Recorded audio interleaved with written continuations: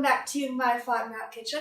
The last few episodes we've been working with gluten-free flour to make things like bread and crepes. Today we're going to take a step away from gluten-free flour since it can be a little bit tricky to work with and use naturally gluten-free ingredients. So the meal we're going to be making is called onigiri, or rice balls, and it's the Japanese equivalent of a sandwich. To make Japanese onigiri, you will need 250 grams, which is about 1 to 1 1/4 cups of sushi rice, 250 grams of water, 2 tablespoons of rice vinegar, a teaspoon of sesame seed oil, half a teaspoon of salt, and 1 to 2 tablespoons of sesame seeds for garnish. You'll also need 1 sheet of nori, which is seaweed paper, and you want them cut into about 1-inch wide strips. So to do that, you will take your nori, and it has lines printed on it so that you know how wide to cut it. And here's a great trick that I learned from a sushi chef. You'll take your nori and you'll fold it along the lines with the rough side on the inside. And then you'll take a very sharp knife, place it in the crease, and just slide it all the way up. And then it cuts evenly along the line. So then you'll do that to the rest of your nori.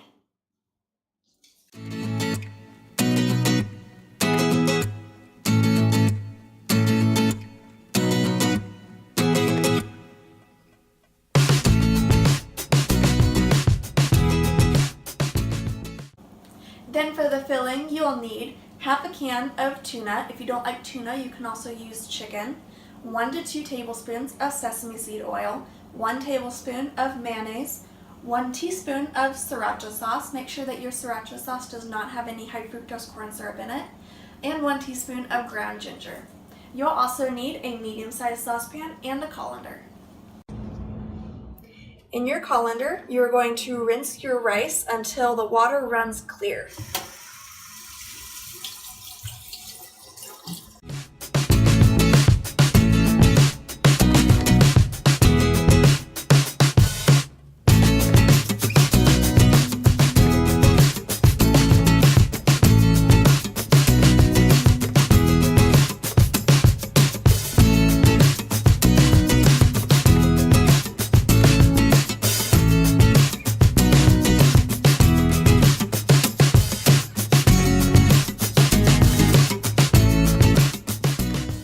Then combine your rice and your water in your saucepan on the stove.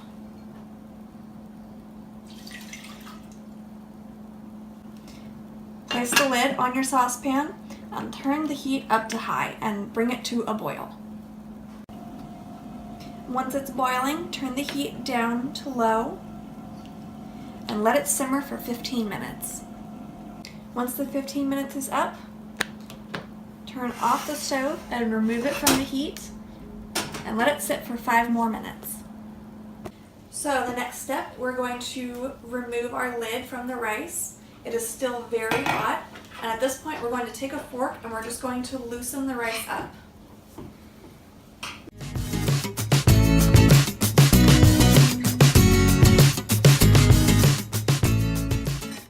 Once your rice is loose and has gotten some air in it, we're going to put the lid back on and let it sit for another 5 minutes. While our rice is off to the side setting, we are going to go ahead and make our filling. This part's very easy. You'll just take all of your ingredients and combine them together in your largest bowl.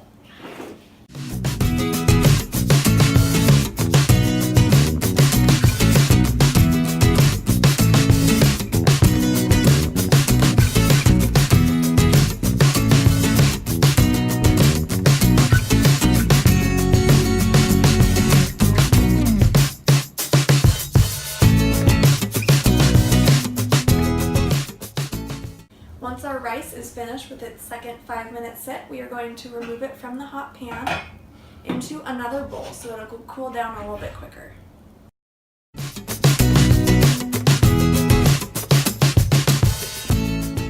Next, you're going to combine your rice vinegar, your sesame seed oil, and your salt into your rice.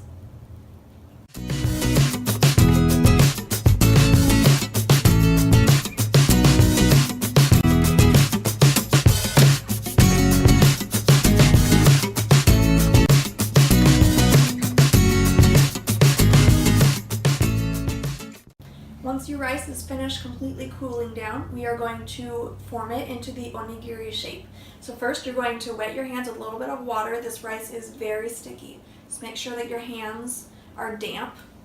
And then you'll grab just a little bit of rice and form it into a flat patty in your hand. Then you'll take just a little bit of filling, probably about 1.5 tablespoons, and place it in the center of your formed rice.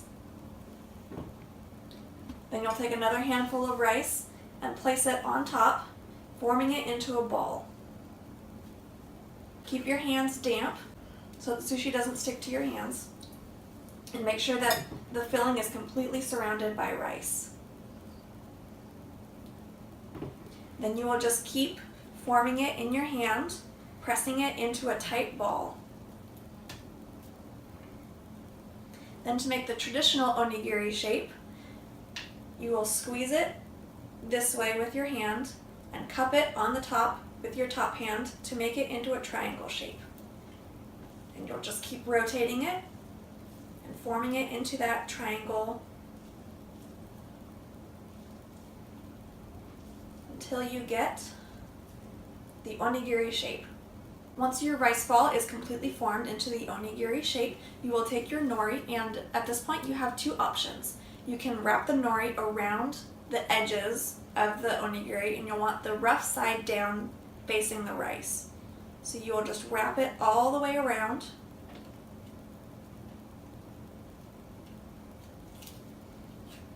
And then keep forming it into that shape. You might have to moisten your hands again, just a little bit.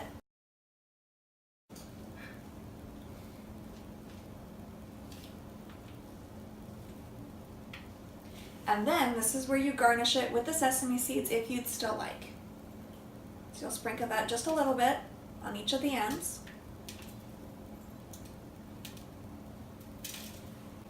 Ta-da! The next way you can wrap your onigiri with the nori is you'll take just a little bit, and at this point you'll cut it in half. So just some clean kitchen scissors.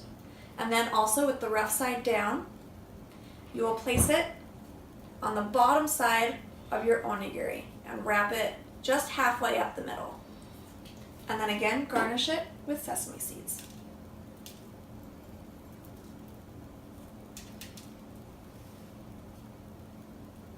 Then you'll do this to the rest of your onigiri.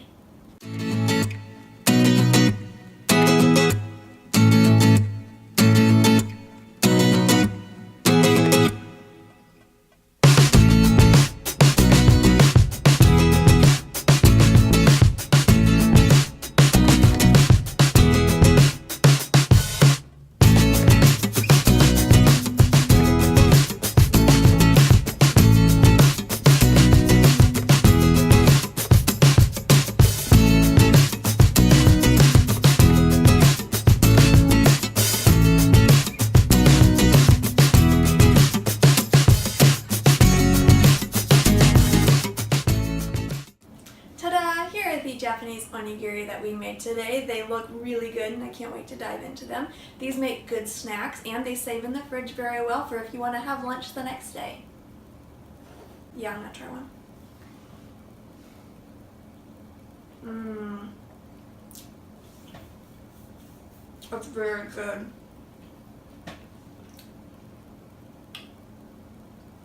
That's really, really good. Ooh, and spicy. Thank you guys so much for watching. I hope you enjoyed learning how to make some Japanese onigiri today. Stay tuned for the next episode where we're going to focus on pasta sauces and dressings. Hi everyone, welcome back to my FODMAP kitchen. Last few episodes we've been using gluten-free flour to make babies. Last few episodes we've been working with gluten-free flour to make babies.